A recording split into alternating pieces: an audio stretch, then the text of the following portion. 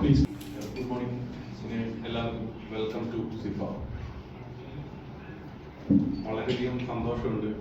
കാരണം ഞാനൊന്നും സിനിമയിലേക്ക് വന്ന് ആ ഒരു സാഹചര്യത്തിൽ ഇങ്ങനത്തെ ഒരു സംവിധാനങ്ങളൊന്നും ഇല്ലായിരുന്നു എന്നാണ് എനിക്ക് തോന്നുന്നത്. സോ നമ്മൾ ഒരു സിനിമയിൽ കുറേ പടങ്ങൾ പ്രൊഡ്യൂസ് ചെയ്യുന്നു, കുറേ പടങ്ങളൊക്കെ ഡിസ്ട്രിബ്യൂട്ട് ചെയ്യുന്നു, ഇങ്ങനെ തിയേറ്ററുകൾ നടത്തുന്നു. അപ്പം അങ്ങനെയൊക്കെ വന്ന സാഹചര്യത്തിലാണ് എനിക്ക് സിഫ എന്ന് പറയുന്ന ഒരു സ്ഥാപനം തുടങ്ങണം. ഇങ്ങനെ സിനിമയ്ക്ക് ആയിട്ട് ഭയങ്കരമായിട്ട് ആഗ്രഹിക്കുന്ന ഒരുപാട് പേര് വർക്ക് ചെയ്യുന്ന, അല്ലെ അവരോടൊപ്പം നമുക്കും വർക്ക് ചെയ്യാനായിട്ട് സാധിക്കണം.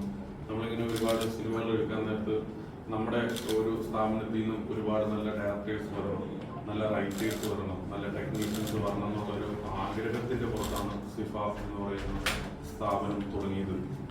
സോ ഇനിയും ഇത് അറിയാലോ, ഏതൊരു സ്ഥാപനം തുടങ്ങുമ്പോഴും ചെറുതായിട്ടായിരിക്കും വരുന്നത്. അപ്പോൾ ആ ചെറുതായിട്ട് വരുന്ന സ്ഥാപനമാണ് അത് വലുതായി വലുതായി ഡെവലപ്പായിട്ട് ഇവൻ പോകുന്നത്.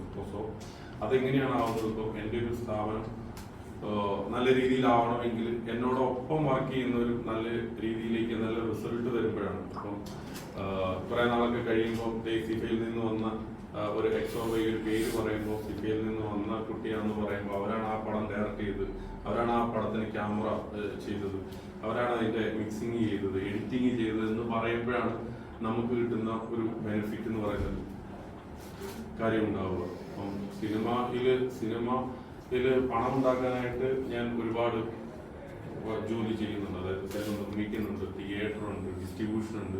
ഇതൊക്കെ നമുക്ക് പണം ഉണ്ടാക്കാൻ പറ്റുന്ന ഒരു കാര്യങ്ങളൊക്കെയാണ്. അപ്പം ഇതിൻ്റെ ഇടയ്ക്ക് ഒരു സിഫ എന്ന് പറയുന്ന ഒരു സ്ഥാപനത്തിന്റെ പ്രസക്തി എന്താണെന്ന് ചോദിച്ചു കഴിഞ്ഞാൽ നമ്മുടെ തീർച്ചയായിട്ടും അതൊരു ആഗ്രഹമാണ്, ഒരു ആഗ്രഹത്തിന്റെ പൂർത്തീകരണമാണ്. കാരണം നമ്മളെ ഒക്കെ ഈവൻ പഠിപ്പിച്ചപ്പോൾ ഞാൻ നേരത്തെ ഒക്കെ ഇതിനു മുമ്പ് വന്നിട്ടുള്ള കുട്ടികളോടൊക്കെ ഇതും പറഞ്ഞിട്ടുണ്ട്, പഠിക്കാനായിട്ട് പുറകിലുള്ളവർ ആ പഠിത്തത്തിന്റെ ആ വിഷയത്തിലായിരിക്കും, ചില ആ കാര്യത്തിൽ മാത്രമായിരിക്കും നമ്മൾ പുറകിലുള്ളത്. മറ്റു കാര്യങ്ങളിൽ നമ്മൾ പലപ്പോഴും മുൻപിലായിരിക്കും.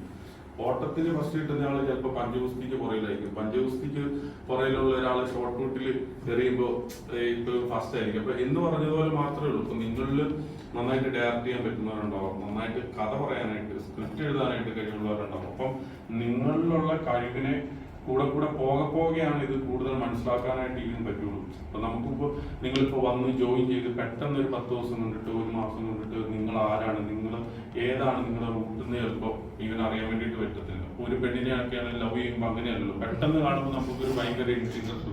ഇവരുമായിട്ട് പരിചയപ്പെട്ട് കഴിയുമ്പോഴാണല്ലോ ശരിയാവുന്ന കേസല്ലോ എന്ന് നമുക്ക് തോന്നുന്നത്. അപ്പോഴാണ് നമുക്ക് ഇത് മാറ്റി പിടിച്ചാലോ എന്നൊക്കെ നമുക്ക് തോന്നുന്നത്. അപ്പൊ എന്ന് പറഞ്ഞ പോലെയാണ് സിനിമയിലുള്ള കാര്യങ്ങളൂടെ.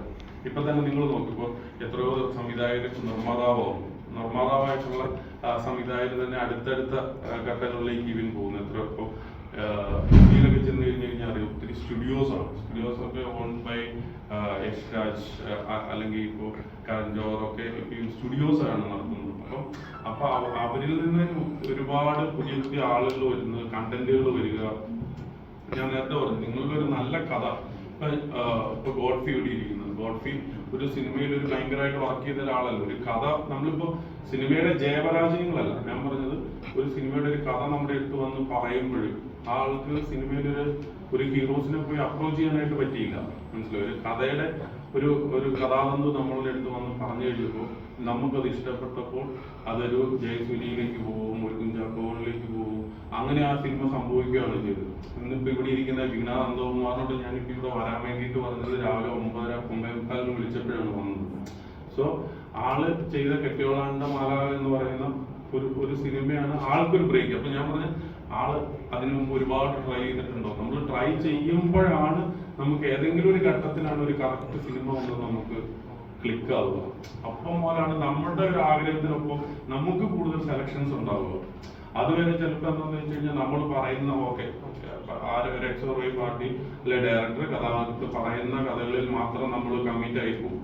പക്ഷെ നമുക്ക് ചൂസ് ചെയ്യണമെങ്കിൽ നമുക്കൊരു വാല്യൂ, ഒരു ഡിമാൻഡുള്ള ഒരു ആർട്ടിസ്റ്റായിട്ട് മാറി കഴിയുമ്പോഴാണ് നമുക്ക് സെലക്ട് ചെയ്യാനായിട്ട് പറ്റുന്നത്. മനസ്സിലാവും? ഇപ്പോൾ